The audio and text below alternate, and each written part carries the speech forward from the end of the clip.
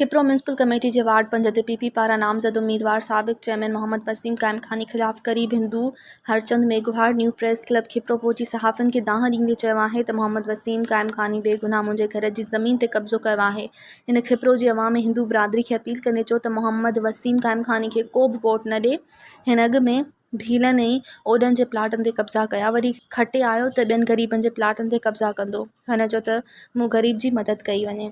Doctor Harchand लाए वर्ग बुरोमल बैठल खिपरो ग्रेडेड सेकेंड लग मुंहिंजी बनी आहे अचल गुंडा जंहिंखे वसीम कयो कब्ज़ो। हींअर वसीम बीठो आहे पूरे 10 टकनि ते। असांजे हिंदू भाउ महाराज मेघवार भील कोली खत्री वाणिया जेके बि हिंदू मिनाटी आहिनि सो महिरबानी करे मुंहिंजो मसइलो हल कराइनि। काई साहब के साजिया के सभिनी वॾे आला अदालतुनि खे मूंसां इंसाफ़ कयो वञे। हीअ वरी चूंडिजी आयो त वरी ग़रीबनि जे हक़नि ते कब्ज़ा कंदा।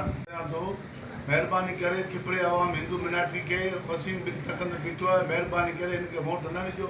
हीअ वरी ग़रीबनि जा घर उजड़ंदो, कंहिंजा प्लाट ते कब्ज़ा कंदो। अॻे भेलनि जे कोलियुनि ते कब्ज़ा खाता कोन थो ॾिए, पैसा वठी छॾिया आहिनि उहे कोन थो ॾिए।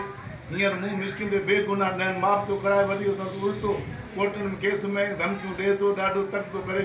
बराए हिंदू महिरबानी खे वोट न ॾियो। मज़ीद ख़बरनि ऐं तफ़सीलात लाइ विज़िट कयो असांजी वेबसाइट www.awamiNewsHD.com ऐं ॾिसंदा रहो अवामी न्यूज़ HD।